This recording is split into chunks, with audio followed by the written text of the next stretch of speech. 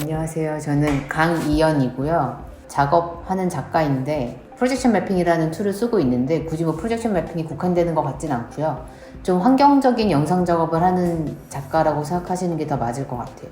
저는 늘 어떤 양극단에 속하지 않는 그 오버래핑 되는 지점들에 되게 관심이 많거든요. 예를 들어 이것이 실제인지 가상인지, 이게 평면인지 아니면 깊이가 있는 것인지, 이게 물질적인 것인지 비물질적인 것인지, 결국 이분법적으로는 절대 구분되지 않는다고 저는 믿고 있고요. 그 중간에 있는 지점들을 최대한 많이 그 다양한 걸 포용을 해야 더 우리의 삶이 가치가 있고 풍요로워진다고 생각을 하고, 비튼이라는 커다란 주제 하에서 물질성, 그러니까 어떤 진료에서부터 디지털로 넘어가는 인공적인 빛이잖아요. 이번 작업은 폴딩이라고 제목을 지었어요. 어떻게 보면 되게 전형적인 컨테이너 박스들이지만 그 안에서 좀 변형을 주고 싶었어요. 저는 어차피 공간을 만드는 사람이고 공간 안에서 내러티브를 풀어내는 사람이기 때문에 너무 고정적이지 않은 형태로 무슨 얘기를 할 수 있을까. 이게 이제 두 면에 펼쳐지는 영상인 건데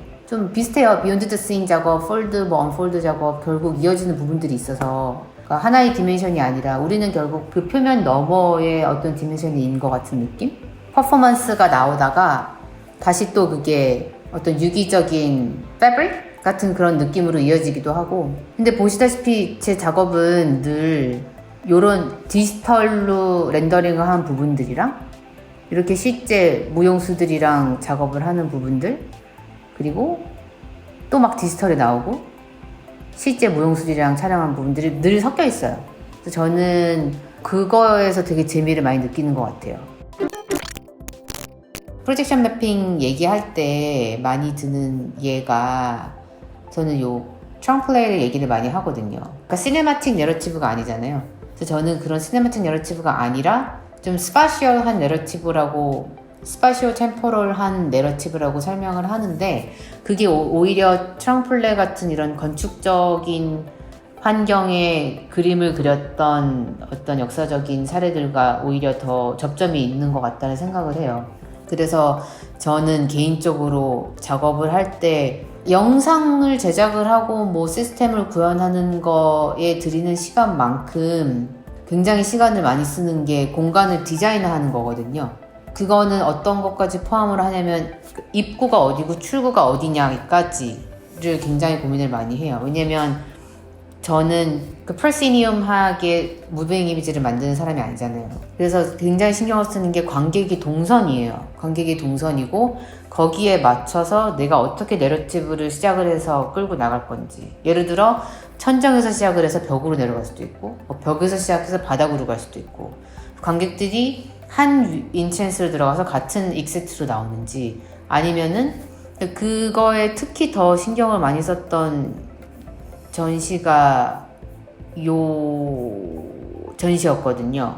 그러니까 이미지로 보면 이런 건데, 이게 보시다시피 입구와 출구가 7개예요. 그러니까 하나로 들어와서 똑같이 보고 나가는 그런 전시가 아니라 관객이 정말 자유롭게 자기 의지대로 7개의 입출구를 사용을 해서 내비게이트 할 수 있는 스페이스인 거죠.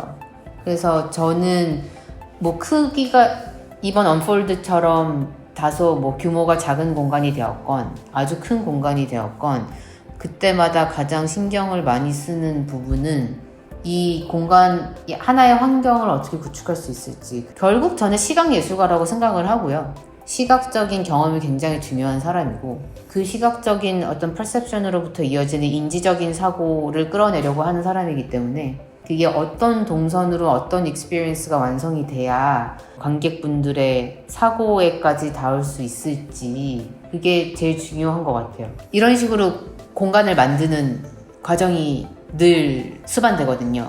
작업을 하려면. 이게 그 중에 가장 규모가 컸었던 작업이기는 해요. 이거를 무려 5일 만에 다 만들었었던 경이로운 기록을 가지고 있는데, 장비도 굉장히 사양이 높은 장비들이 들어갔었기 때문에 이 경우에는 Watchout 이라는 소프트웨어를 썼었고요. 커넥티비티스 같은 경우는 D3라는 또 다른 소프트웨어를 썼었고요. 뭐 페인터나 조각가를 얘기를 할 때는 오일 페인팅을 막 수십 년을 연마를 하고 그 과정을 굉장히 소중하게 생각을 하면서 디지털 미디어를 다루는 작가들은 마치 컴퓨터나 테크니션들이 다 알아서 해주는 것처럼 이해하고 계시는 분들이 생각보다 많더라고요. 굉장히 다양한 툴들과 랭귀지들과 미디엄들을 체화시키고 그걸 통해서 자기 컨셉을 이야기하기 위해서 노력하시는 분들이라고 저는 생각하거든요. 이거는 제 홈페이지에 인베드를 해놓은 블로그인데 이 통계 기능이 있어요. 어떤 사람이 하루에 몇 명이 어느 국가에서 들어오는지를 다 보여줘요. 처음에는 제가 이거를 시작한 게 막 2013년 정도였을 텐데 그때부터 차곡차곡 혼자 했었던 일이었는데 이게 나중에는 다 들어오더라고요. 그런 개념들이나 이런 하드웨어적인 거, 소프트웨어적인 거, 뭐 프로그래밍적인 거 모든 게 다 같이 가야 완성이 잘 되는 매체라고 생각해요. 뭐 안 그런 아트가 있겠냐마는 특히 좀 더 융합적인 사고를 요구하는 것 같고 그래서 그게 늘 힘들고 그런 것 같습니다.